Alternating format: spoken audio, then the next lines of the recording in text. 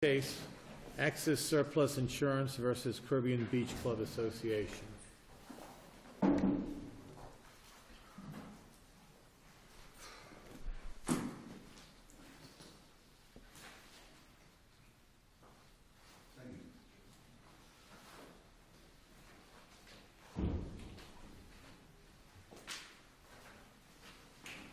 right, good morning. Good morning. May it please the court. Good morning. My name is John Pappas. I'm joined by my colleague here, Janice Buckman. We are with the law firm of Butler, Pappas, Weidner, Katz & Craig, and we have the privilege of representing the appellant in this matter, Access Surplus Insurance Company. I ask the court to reserve 5 minutes for rebuttal, please. All right, you got it.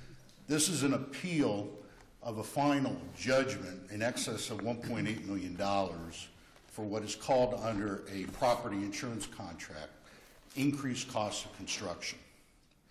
And we seek reversal of that judgment and a vacating of the orders granting summary judgment against my client that resulted in that judgment. Moreover, we seek reversal, vacating the order denying Access's motion for summary judgment on the same issue. This involves an insurance contract. The law of contract applies. There is literally no dispute in the record that there is no coverage for the increased cost of construction. Now this, of course, didn't dawn on your client until after the 2-year period had already run. Isn't that right? What did not fall? There's a 2-year limitation period under... That's exactly correct. ED. Exactly. And apparently the 2 years came and went, the 2 years from the loss in April of '05, but it wasn't until June of '05 that someone from the company figured out, you know what, they missed a deadline and we can deny this. It never came up before that. There was absolutely no discussion concerning the coverage provision. Correct. Okay. Correct. There's no discussion.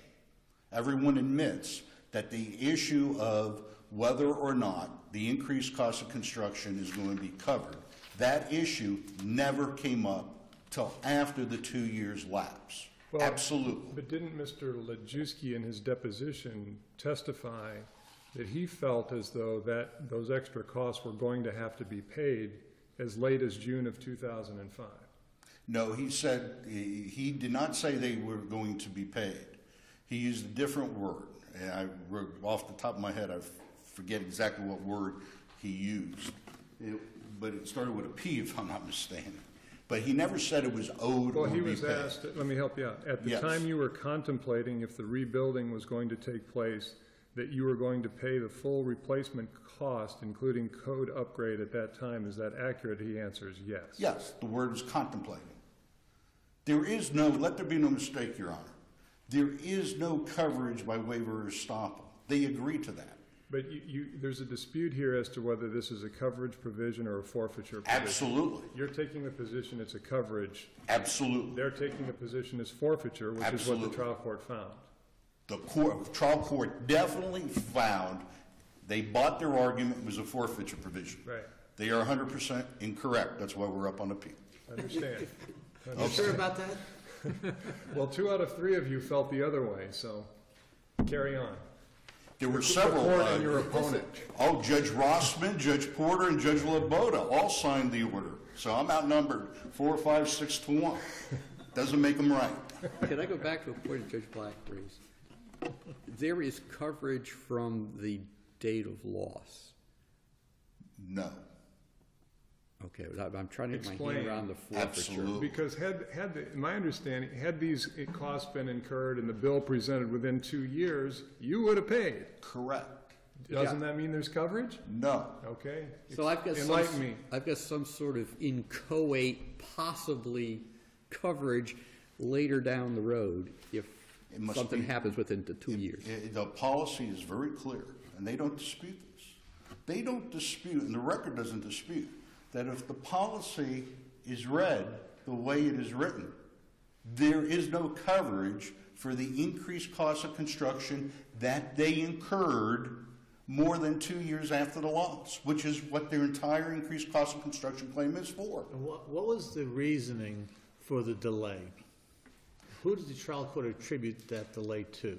Not to us, absolutely not to Axis. It's a That was permitting. never a ruling or a finding of the court. They had permitting problems. Correct. Which They creates an tried, impossibility. in fact, their main argument, one of their main arguments that the court bought apparently as an exception to create coverage is the impossibility of incurring it within the 2 years. Well, it took 19 months to figure out if the 50-50 rule was going to apply. Correct. That was the main problem, Correct. right? They're the owners of the But, property. but the insured is working with the company to try to save the company money. No, they were trying to save themselves money. There's a But timeshare. in the end, if there's coverage, it's your money, not their money. If there is coverage, there is no coverage. In order for any of this discussion to have any legal sufficiency or legitimacy, forgive me, you must first find the provisions of forfeiture provision. Well, can we just back up, because doesn't a lot of this relate back to the reservation of rights letter that was sent in March of 2005? You're right, there is a reservation of rights letter, but just so you understand, a first-party property carrier can investigate and adjust the claim without waiving its rights by law. I totally understand that, but my problem is that reservation of right letter here, normally and tell me if I'm wrong, I'm sure you will, a reservation of rights letter is given under rights existing at the time the letter is given, not rights that are created after the fact. So another notice of some sort would normally be given if we now have another policy defense. You now have no coverage starting now. But when you give that reservation of rights letter, when there is clearly coverage, how does that reserve the right to contest coverage on an issue that arises in the future? Had everybody done anything in a perfect world, permits are pushed through, this is done in 2 years. Didn't happen through no fault of the insured. Is that correct? Correct. Okay, and through no fault of the insurer. Apparently not. But they didn't. But they never gave another reservation of rights letter. There's no, first of all, They just give a denial of coverage. there is no legal obligation to do so, period. Then tell me why they gave that reservation. Was that just a generic letter they give in all cases? Not in all cases. There were many issues. There were replacement cost calculations. There were ACV calculations. There was some business interruption calculations. My client paid them after that letter hundreds of thousands of dollars that were covered under the policy that were never forfeited. We never claimed $1.2 million was paid to them before and after that letter that was never forfeited. We never claimed they breached the insurance contract. We never claimed they committed a forfeiture. All we're saying is the policy, based upon its express terms, which, by the way, they don't disagree with, doesn't provide coverage for increased cost of construction incurred after 2 years. Let me ask you this. Let's shift gears for just a minute. On the policy language itself, there's a provision in there where the 2 years could be extended in writing. It says, immediately afterwards, it says, excuse me, it's the only provision in the insurance contract that actually alerts them to this fact. And it says, We may extend this period in writing during the 2 years. we may. How do you do that? How do you go about doing that? The insured and their broker and their attorney call up and say, we don't think we're going to get done in 2 years. We ask for an extension. And you can say, and they can say yes or no and put it in writing. It never happened. They never gave an extension in writing. And obviously afterwards we never given an extension in writing, so no extension in writing is given. But let me put it in context. It's a contract. Any time a party to this contract wants to waive a right it has under the contract, it can do so. We have effective dates of the policy. The loss must occur within April 1st, 2002 to April 2003 to 2004. If it's not uncommon for someone to come in and say we want to extend the time, and they do it. They could waive any portion of the policy anytime they want. It never happened here. But can they waive the policy provision by conduct? even though it says they can waive it in writing, they can waive the requirement that it be in writing. Is that true or false? It's false. There's a coverage provision. There is no coverage created by estoppel or waiver. They agree to that. There is no doubt about it. Well, really what you have is a lack of enforcement. They're saying you can't enforce that 2-year provision. Correct. As opposed to you saying you can't create coverage. And that's the rub about this forfeiture versus coverage. It's exactly right. What they are saying is, notwithstanding the policy is clear and unambiguous, and there is no coverage for this, you don't get the right to enforce it. That's exactly what they're saying. And they say 4 grounds for it. So let me ask you a question then. Just hypothetically, someone's out there, they buy insurance, they really don't understand this 2-year thing, or they think it's reasonable, one or the other, and then they try to get their claim adjusted within the 2 years. The 2 years is about to expire. The carrier says, we ain't giving you an extension. There's nothing they can do. They can't go to court. They can't file a deck action. There's no way to argue that really this policy needs to be reformed, that if there's a problem in getting the work done within 2 years, we are entitled to more time because of no fault of our own and no fault of the carrier. It's a force de majeure of some sort. Correct. Tell me why it's unreasonable to read this as saying there is coverage, but poof, it disappears if you don't get this work done in Absolutely. 2 years. There's a semantical argument. They keep on referring to coverage. There is a coverage provided for increased cost of construction, no doubt about it. They have no vested right to any insurance proceeds under that until something happens. And that which must happen, it must be incurred. And it must be incurred within 2 years. That's not disputed. Okay. Well, let me ask you this then. For that coverage to kick in, humor me, I'm assuming it has to be a pretty devastating loss. For the increased cost of construction? Yeah, where the that's code upgrades typically. In this case, it's going to come in and substantial. say, basically, you got to rebuild the whole thing a new way. In this case, it was substantial. It's about $1.8 million. And I guess my concern is the way local governments work.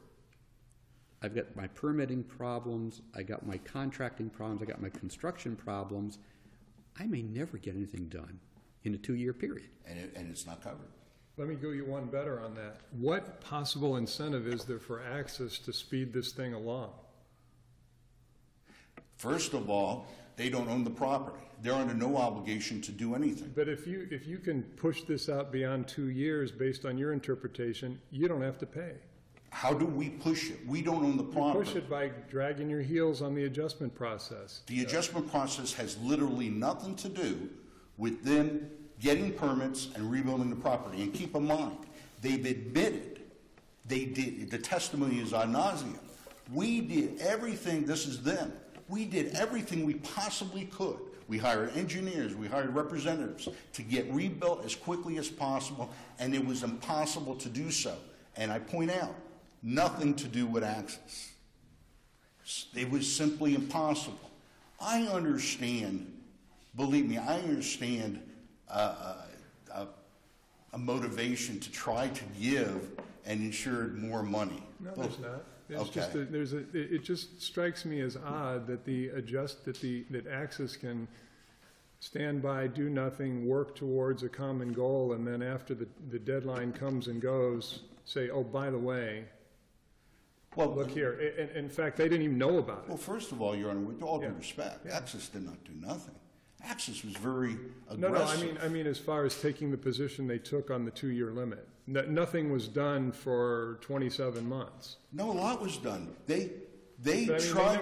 they never did say. You would think that a business would say to the insured, you know what, you're coming up on a deadline, so you might want to consider what your options are. They had no option. The only option they admit they had no option. The only option they had was to request and get within that time frame a written extension. But And there was no other again, option comes because back to my earlier thought, which is, reading the policy, how would you go about that, and what criteria are there to decide whether that would even be granted? Access has the unilateral right to deny it, a Correct. request, right? And why so not? It's kind of a right contractual. right. Because I am not aware of any law that requires an insurance company not to be allowed to put in a contract that we have the right to deny the request. Right, but you're arguing to me that, look, they could have asked for an extension. They could have asked for it, Which they would didn't have, do it. but then you're also arguing that you didn't have to give it. That is correct. Okay, so what good is that right to them? Why would the company ever grant that? There may be business reasons. You might have a business reason that you want to keep the account. You may have a business reason that the premium's a certain amount. It's Ford Motor Company or whatever. You want to keep people happy. You might want to have a business reason that, it's only a delay of a few days, a few weeks, and we're willing to eat that kind of increased cost of construction. But a year and 5 weeks later, no. But the point of the matter is, as a matter of law, they're entitled to that right. So let me understand what you just said. Maybe I'm missing the point. You're saying your client will pay all the costs of the increased construction but stop after the 2-year period, or there's no payment of any amount after the job is not done within 2 years? It's what is incurred within the 2 years. That's the way the policy reads. Nothing was incurred for more than 3 years. The Judge Laboda signed an order in motion. So the increased cost of construction beyond the 2 years is really not the litmus test. It's anything that's incurred that's not adjusted within 2 years. No. Okay. We're talking about only increased cost of construction. That's why it's a that's semantical, at $1.8 million. the coverage versus the forfeiture vested rights. But even Yes. towards the end, your client continued to adjust more than what was related to the Absolutely. increased cost. Is that right? Absolutely. We paid them hundreds of thousands of dollars. We kept on, we took exams on our own. We paid them but nothing was forfeited, So ever. after that 2-year period, there's still an adjustment process going for other aspects of the law? Absolutely. Absolutely. It's very important. Forfeiture provision is like an examination or a provision or a proof of loss provision, where everyone admits we have an estimate. Below your 4 minutes, not to interrupt, just to advise. I'm into my last You're 5 into minutes? rebuttal, yeah. Well, then I'll reserve the rest for rebuttal. Thank you. Sorry. I'll bump you up to 4. Thank you. May it please the court. My name is William Merlin of the Merlin Law Group, and with me is my counsel, Corey Harris. We are also the cross appellant, and I will defer to the briefs on the issue of interest. This is a forfeiture provision that we're talking about in this particular case. The ordinance of law coverage was something that my client purchased. There's a dollar amount that the endorsement provides for the amount of coverage. It's an additional supplemental coverage. It's something that people contemplate that you buy. Like you buy additional coverage for replacement cost coverage. In this particular case, my client bought this particular provision. Would your argument be the same if the carrier said, hey, you got a 2-year limitation here, you don't get it done within 2 years, we're not paying? No, and What's the difference between the forfeiture provision, your argument's forfeiture, and I'm asking you a question. If a notice had been given, you got 2 years, apparently nobody knew about this 2-year provision. had there been, and the reason why it's so easy to see that it is a forfeiture provision, if there is no 2-year limitation, we wouldn't be here. It's the enforcement of this time period, and at least the Florida courts talk about in the Lloyds versus Keystone case that forfeiture provisions typically are things that happen subsequent, that the policyholder has to do something, give notice of loss, give a proof of loss. In the recent Florida Supreme Court case, it was State Farm versus Curran, is go to a medical examination. In each of those cases, people bought the coverage beforehand, but you can lose certain benefits by not doing something. In this particular case, not doing something is rebuilding with respect to the law and orders the increased cost within 2 years, which the insurance company could waive. As a matter of fact, it's this waiver of the penalty, so to speak, that they won't give that gives rise to us being here as well, because they still could have done it even after the fact. Somebody has to ask. No, somebody doesn't have to ask. As a matter of fact, they admit, and I think this is very important, there's a point brought up, that they admit that we have no obligation to agree. We have no obligation to ask for it. It's the insurance company that's supposed to grant it. And The contract says nothing about a request. no, absolutely not. So the carrier offers. The insurance company has they unilaterally have the wherewithal to grant an extension to this. They have the discretion. They have the discretion. And they can, if I understood the argument, they can exercise that discretion any way they want. Well, the policy is silent as to that. It doesn't say you will exercise your discretion in a reasonable manner. And so then, what happens when we don't have this facts in this particular case, but, one might say if somebody did know and they did not act and perform properly with respect to reasonable standards as everybody's supposed to do on a contract, we'd be here on a different basis. In this particular case, the insurance company has admitted they have no standards with respect to, and have adopted none with respect to this particular clause. Now, had there been a situation where my client was not cooperating with the insurance company, they weren't walking hand in hand with, it was the contractor that was recommended to my client from the insurance company, Belfour, that was going down there. They were trying to avoid these increased costs to get under the 50%. The insurance company would save money, my client would save money. Unfortunately, the building permit, took 19 months to go get, and that's when they said no. And it's this gotcha, because it was after that the parties still kept working together. You raised the issue on your question about, nobody from the insured thought to ask or them. That's because they're working together thinking they're going to get paid. That's why we have an estoppel argument in this particular case, is the actions of the insurance company, even after that they're still going to go and work and pay for this. That gives a rise to the estoppel cause of action. Does the record tell us anything about the extent to which, if any, the carrier is working with the government agencies on permitting, or is that just something that your client was doing? No, both parties submitted items to that, paying for people to go down there, calling to find out what's going on. So the carrier's involved in that permitting and there's nothing wrong with that. No, I'm not saying there is, but both are cooperating to avoid what happened, and that is the demolishment of half of this condominium to build it up to comply with the code. It would save both time and money to be able to do so. And it's the provision, had we not had this 2 years without granting the waiver, we wouldn't be here. It's obvious it's a coverage issue with respect to my client having the policy and things like that, because they've got it, and I'm not making coverage up, which was the concern of the 6 Ls. It's not a situation where the insurance policy never contemplated paying law and ordinance coverage. My client paid a premium for it. It's the loss of those benefits that makes it the provision here. The provision here a forfeiture one. But to the extent of it's a contract, you buy the coverage.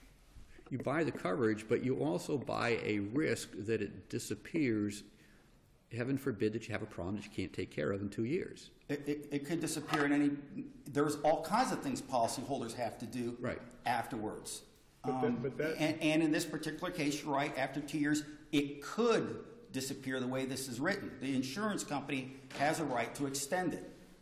I would suggest that it's in those situations where the policyholder might not be cooperating, or the policyholder has waited so long that the building codes have changed again and the insurance company is prejudiced.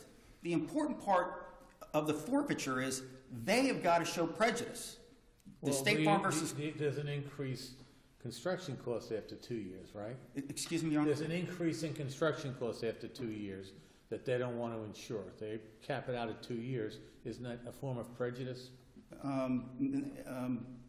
There's nothing in the record that shows that happened. But I mean, that's the theoretical proposition. If that did happen, you would agree that would be a higher cost than they were paid for in the premium.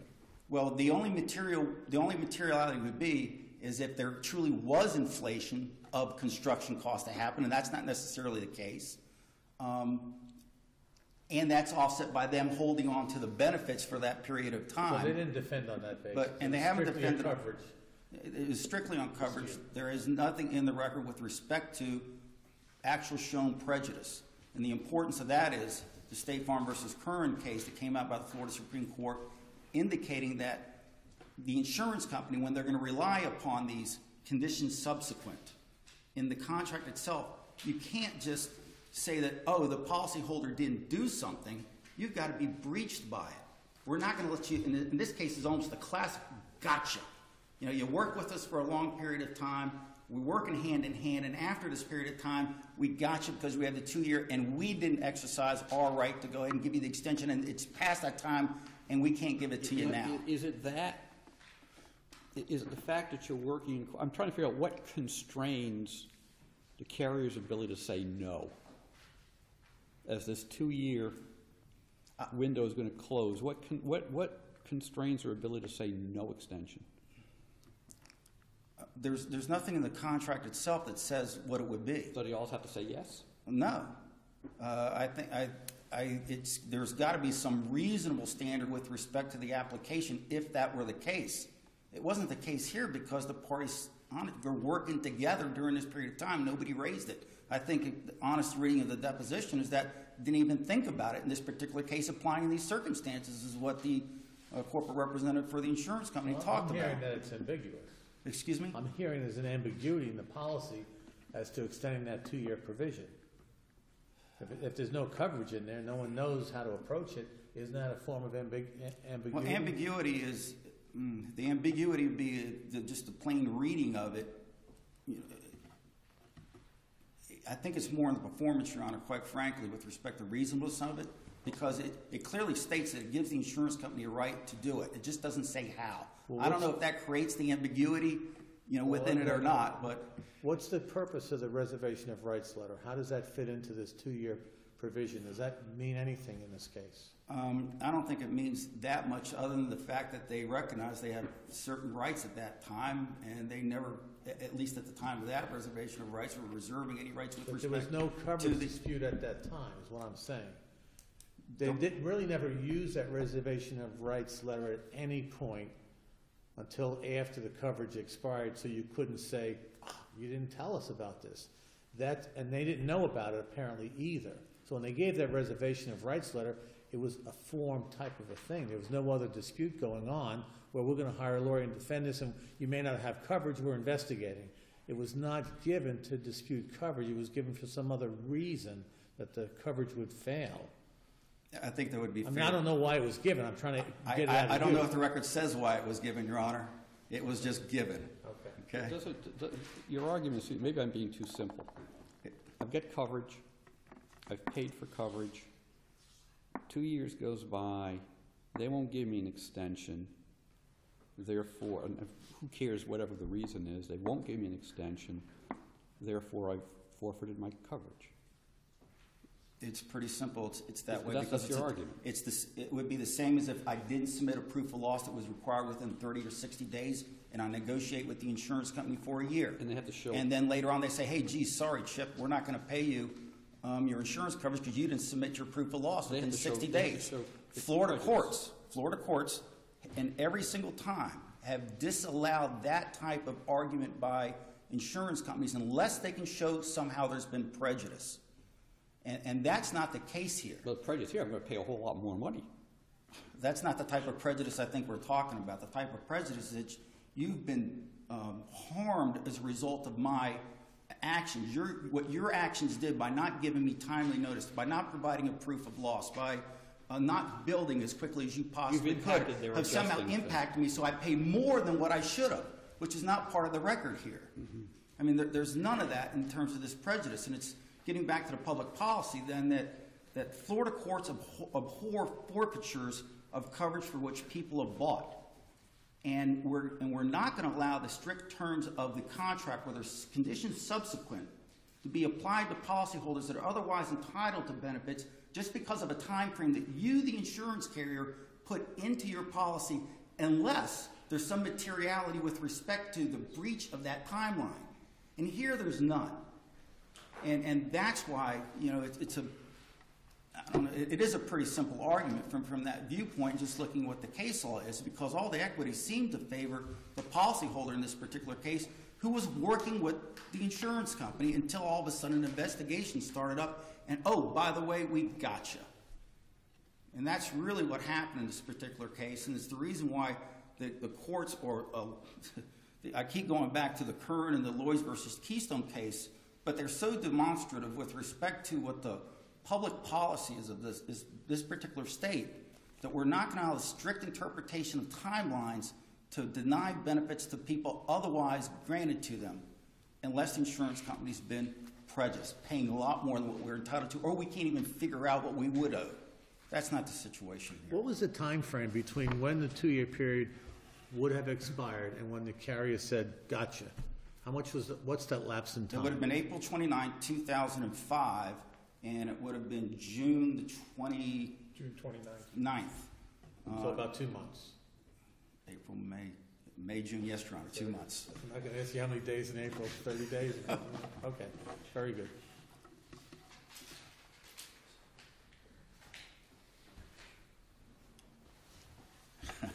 There's this point, the summary judgment indicates there's any record evidence with respect to that the defendant has suffered any prejudice as a result of the construction not being completed within the 2 years. I mean, there's just none. And that's not the situation in this case. Thank you very much. All right, thank you. All right, Mr. Pappas, you do have your 4 minutes left. Yes, may it please the court. Yes, sir. There is contract law, there is waiver law, there is estoppel law, there is detrimental reliance law. There is no gotcha law. That's not a legal argument.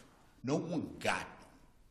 They admit that no matter what Access did in this matter, no matter what anybody did in this matter, it was impossible to incur the increased cost of construction within the 2 years.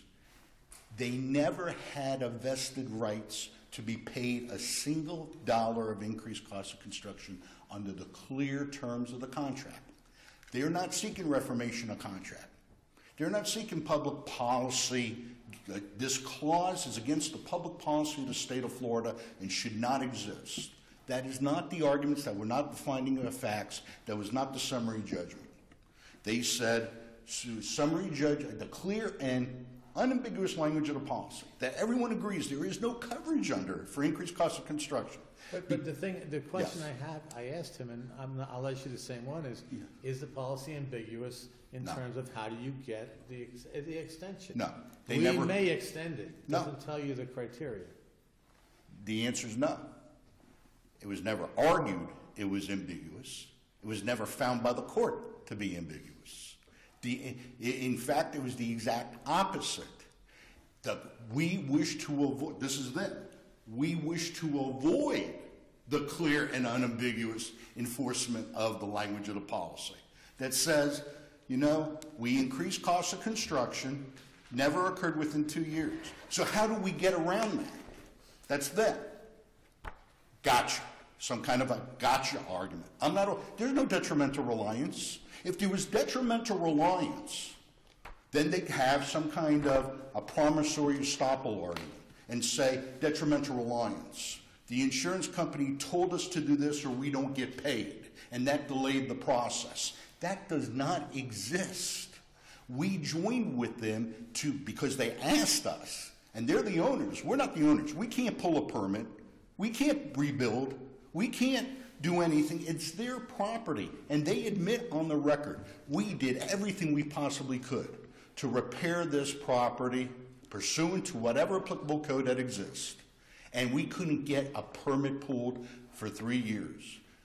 Under the contract, it's not covered. Period. They cite the correct law on forfeiture. Forfeiture is when the insured has a vested right to certain insurance proceeds. But because they violate, breach of contract, another provision of the contract, they forfeit that right to insurance proceeds. That's not has anything to do in this case. They never initially had the right to increase costs of construction. Period. They never gave it up. They never forfeited. The pleadings don't include any reference to forfeiture. We never claimed as an affirmative defense that they were entitled to $1.8 million or any increased cost of construction, but because of their conduct, they forfeited it. Doesn't exist in the pleadings. Is counsel accurate that there was no prejudice suffered as a result of this? touch on the prejudice argument. The prejudice is that my client would have to pay more than $1.8 million for a risk that they did not contract for. Is that because of the 2-year provision, or is that just because that's how much it costs? Well, just so you understand, Your Honor, the issue of prejudice was never part of any discovery. It was never part of any litigation. It was never pleaded. That's not my question, and I understand. You're right. What's the prejudice? That's the question. Well, the prejudice would be increased cost of construction over time, inflation over time. Is that in the record? Code. Is in the record that the costs did in fact increase? I'm not aware of any discovery done on that issue whatsoever. Well, then isn't that a problem? It's only a problem if you find it to be a forfeiture provision. You have to first find it to be a forfeiture provision.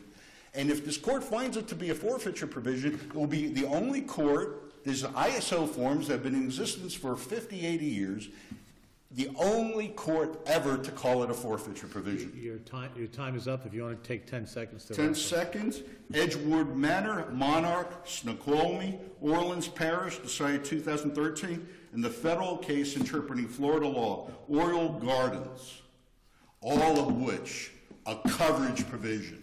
They have not and cannot cite a single case that calls this provision a forfeiture provision, because it is not. Thank you. All right, thank you. Well argued. Appreciate it. We're in recess.